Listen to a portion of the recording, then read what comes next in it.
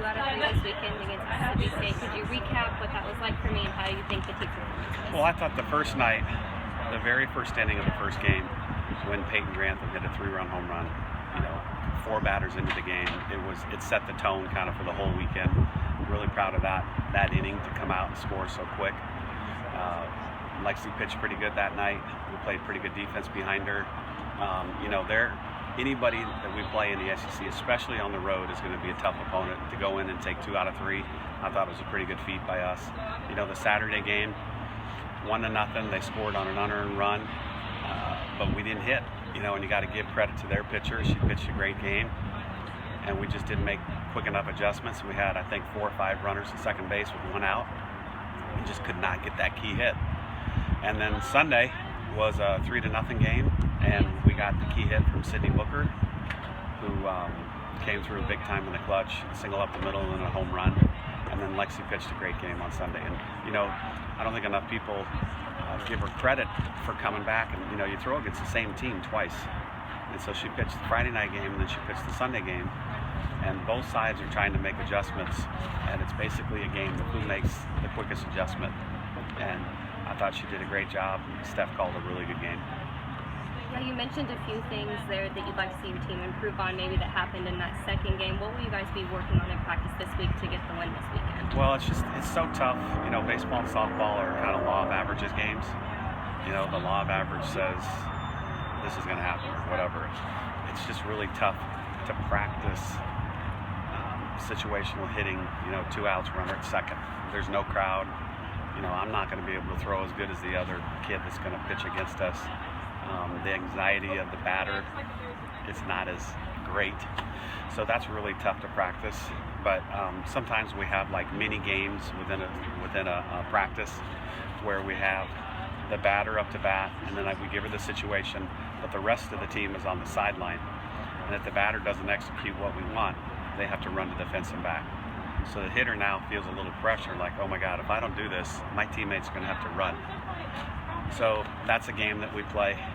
But I think a lot of it is just mental. Some kids have too many socks in the top drawer and they need to get rid of them. And it's easier said than done. It's a game of failure, and you have to learn to deal with failure, adversity. You've got a tough SEC opponent coming up again this weekend. What are you looking for from that South Carolina team? Well, I think they're one of the most left-handed heavy lineups that we'll see. The other day they lost their series in Florida, but I think they had 6 lefties in the lineup. They got a lot of pop. They've improved over the years. I think they're ranked in the top 25 this week. Their SEC record might not show it, but their overall record is good. They have 3 pitchers, just like us. They could throw any of them at any time. So we got to be ready for whoever throws. We got to be ready for a good hitting lineup, and we need to come through. We need to come through in the clutch. Thank you. The RPI standings came out, fan like at 2 there. Obviously, that's a big thing down the road.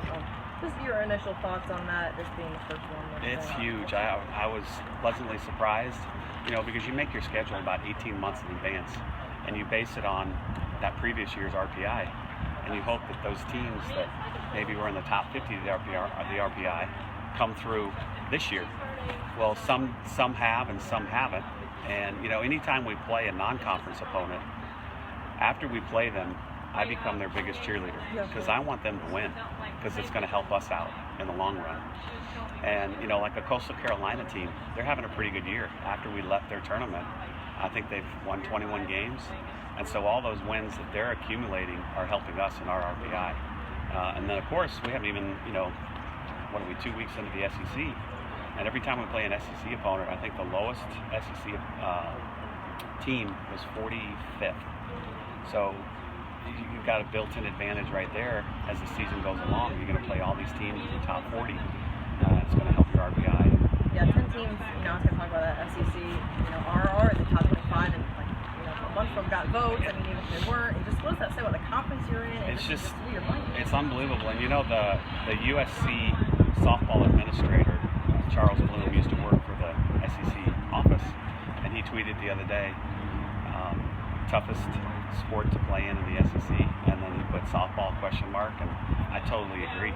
Because top to bottom, you know everybody's good in the SEC in every sport, but all 13 teams are either receiving votes or ranked, and I don't think that happens in every sport.